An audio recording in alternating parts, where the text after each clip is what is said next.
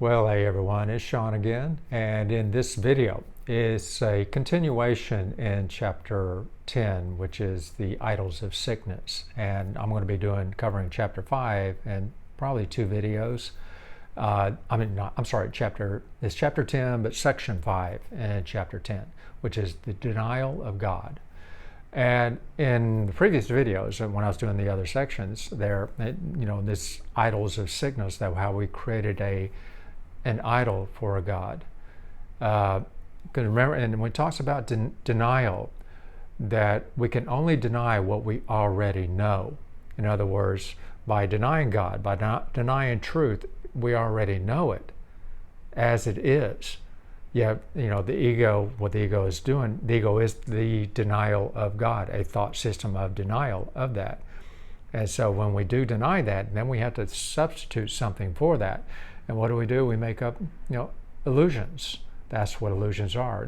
If we're denying truth, then only illusions can come from that. And so we make up an illusion of God and all these other idols that we replace our source with.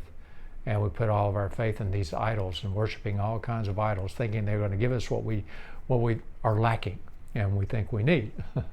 It's very, very clever. It's insane, but it's very clever, the ego, the way it does that to keep us believing, keeping it as our God, because that's what it wants. It wants to replace God by being an idol, even though it has no reality. It's just a dream, a dream of separation.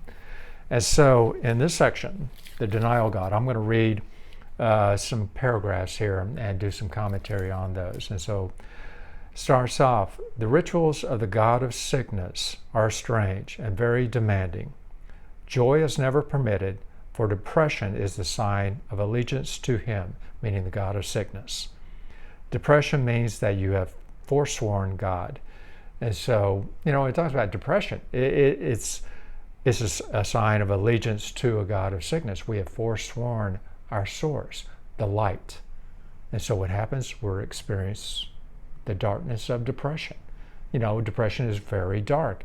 If any of you experience that, everybody has experienced it, some to more extremes than others, but it's a very dark experience because there's this sense of hopelessness there.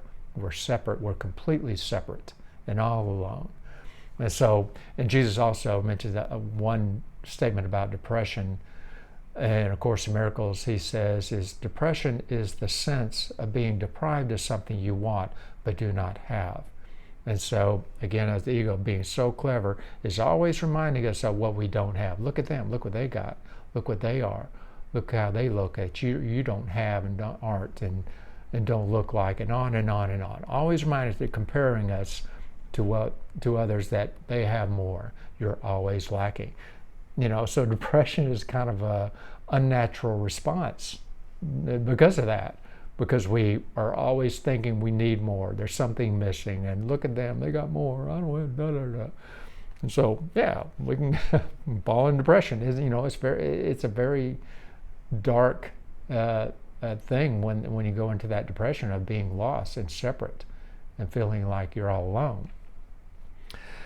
And so it continues here. Many are afraid of blasphemy, but they do not understand what it means. They do not realize that to deny God is to deny their own identity, capital I identity, meaning the identity we are as God created us, the Christ, the Holy Son of God. And we're talking about that. There's only one Holy Son of God, and we're it, all of us, in one of its many, many disguises. Only one Christ is the Holy Son of God. So that's our identity in truth, and we're denying that. So, that to deny God is to deny their own identity. And in this sense, the wages of sin is death. The sense is very literal. To us, we think we sinned against God. We separated from our source. We lost our identity. And the wages of sin is death. So the ego is always reminding of that. But sin is, if you're familiar with where that word sin came from, I think it's an old English archery adage that means to miss the mark. There's no eternal damnation there, no eternal punishment, yet it's been turned into that. You sinned against God, and therefore you must suffer eternal damnation and punishment and all that. Very clever, the ego. So this sense is very literal. Denial of life perceives its opposite, as all forms of denial replace what is with what is not. So we replace the illusion with truth, because by denying truth, we have to replace it with something, so we replace it with what we wish to be true. And that's all the ego is what we wish to be true. And everything that we experience here in seeming separation and how we experience is really, it's just what we wish to be true, because we're not seeing things as they really are. Once we are willing to do that and step back and just look at the whole ego thought system and what the ego is, to see it, as Jesus said, just look at it as it is and not how you want it to be, not how, because all it is what we wish to be true as a substitution. Do not forget, however, that to deny God will inevitably result in projection, and you will believe that others and not yourself have done this to you. That's what projection is. It's like we project that unconscious guilt, anger, whatever it is, onto other people and accuse them of doing to us what we're actually doing to them. And we're trying to get rid of it and make them responsible for our own guilt and shame and anger and whatever that is. And so we believe they are doing that to us. When, as a reminder, what Jesus is saying in A Course in Miracles, as the world we see is coming from us, not at us. So that's, again, the secret here, where he says the real secret to us is, the secret to salvation is but this: you are doing this unto yourself.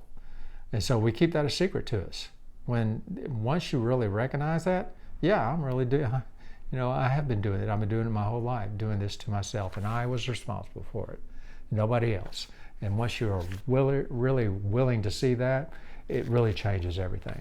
So when we no longer make that secret, or keep that secret a secret, but we make it a fact to us, when we recognize it for what it is.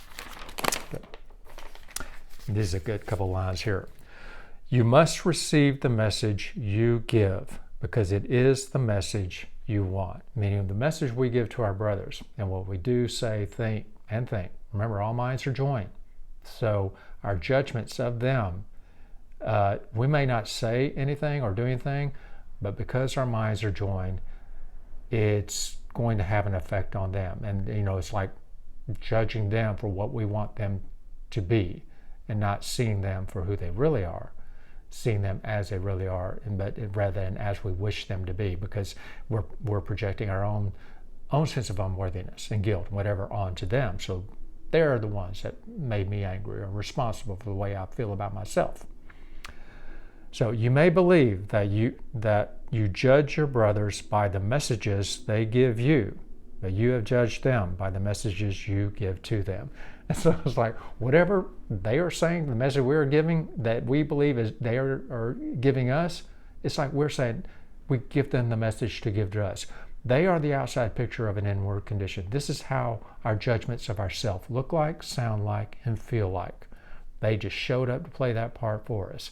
They are giving us right back to us the message that we gave them to give to us, in a sense. But we don't want to take responsibility for it. We say, no, you are doing this to me. I didn't say that, or I didn't want you to say that too. But we did.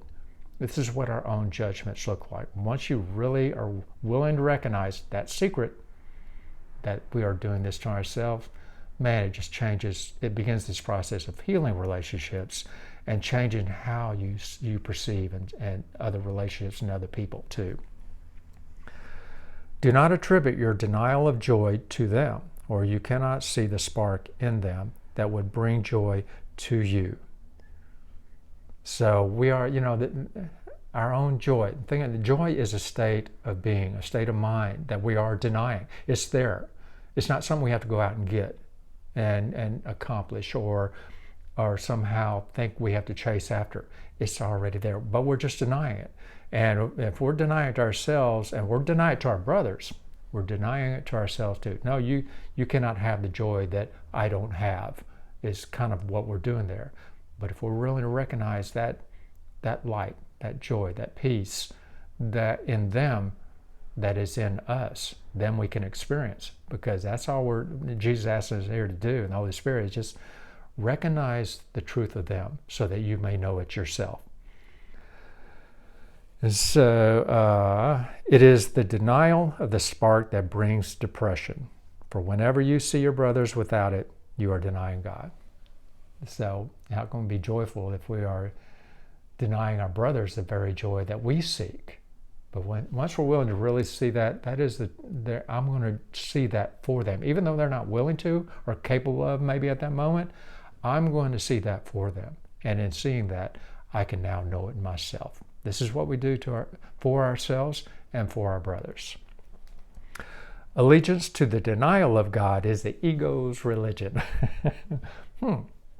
Think about that, how when we deny God and we make religions about it, it's actually the ego's religion, is in denial of God, denial of truth, denial of the light. And so we end up with, look at all the religions that, it's all about the sin and the guilt and hell and all the horrible things that God is going to do to us if we don't do these certain things. And no, I don't think so. The God of sickness obviously demands the denial of health because health is in direct opposition to its own survival. Now, of course, the miracle is speaking to us at the level of the mind, so it's not the sickness of the body that is speaking to here, but the mind that is sick, the mind that thinks it is separate from its source, like a part of the mind is asleep and dreaming of separation, dreaming of sickness, dreaming of death. And that is the sickness that then what happens? We make up a God of sickness, that this is a God we can worship that would confirm to me that I'm not worthy and that I deserve punishment, deserve death, and all these other things that, these idols that we make up, trying to get what we think we don't deserve, not worthy of, are lacking, are missing in our lives, something because we don't feel whole. And so we make up a God that we think then we give it some powers that we think it will give back to us. Well, that's a sick idea. When the whole mind, true health here, what they're talking about in A Course in Miracles, true health, is the whole mind. The mind that is holy, there's nothing lacking there. It is complete, perfect health, because it's a healthy mind. So it's not talking about the body. Now, we do experience sickness in the body, but that's an effect. What's the cause? A disease within the body is a disease within the mind. And so we can experience disease, these sicknesses in the body, but also in mental illnesses, sicknesses, emotional ones, addictions, and on and on and on. All these sicknesses that we end up identifying with, and we make them part of our identity, and then we worship that. We turn it into an idol. Well, I am who I am because of my sickness, my disability, my addictions, or whatever they are, because of what happened to me. That becomes our idol that we worship at the altar of death. And the God of sickness, we have to pay homage to the God of sickness. So, and that's because health is in direct opposition to its own survival, meaning the God of sickness, ego. So the ego, the God of sickness, can only survive as long as we believe in sickness and it and separateness and all that. That perfect health, the perfect holy mind is a threat to its existence. So that is in opposition to its survival. But consider what this means to you. Unless you are sick, you cannot keep the gods you made. For only in sickness could you possibly want them. That's what I was just talking about. Our idols we worship, we get so identified sometimes with our sicknesses or bodily ills or addictions, whatever it is, or our lack, limitations, on and on and on, and we make them into idols. I am who I am because of this. I must worship at the altar of this lack, limitation, scarcity, sickness, whatever it is. None of it's true. So blasphemy then is self-destructive, not God-destructive. So we're doing this to ourselves, really are. It means that you are willing not to know yourself in order to be sick. We probably don't think, no, why would I do that? I would never do that. Yet we do. Yet we do. I mean, look how we're experiencing this world. If we will never really look at it, that we are, in order to not know ourselves, we want to be sick so we don't have to know ourselves. It doesn't make sense. It seems like Well, that's ridiculous, but yet that's what we do, and we can see other people doing it too. So we have to first recognize that this is what this is what I want. I want to be, because I want to feel like I'm special in my sickness. That specialness, boy, that's a good one, the ego. Very clever use of it. So we feel special in our sickness. And so that, it's like, as long as we believe that, we're willing to not know ourselves, our true identity. This is the offering your God demands. Your God, meaning the God of sickness, your God demands, because having made him out of your insanity, he is an insane idea.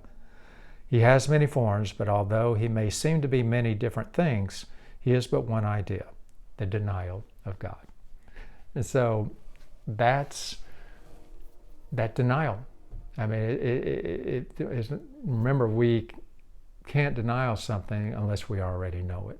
So that's all we're doing here. I mean, once we really recognize that, then we begin this process of going through accepting our true nature, accepting how we were really created, and accepting God as that perfect spirit, our creator, as it is, and not how we wish it to be.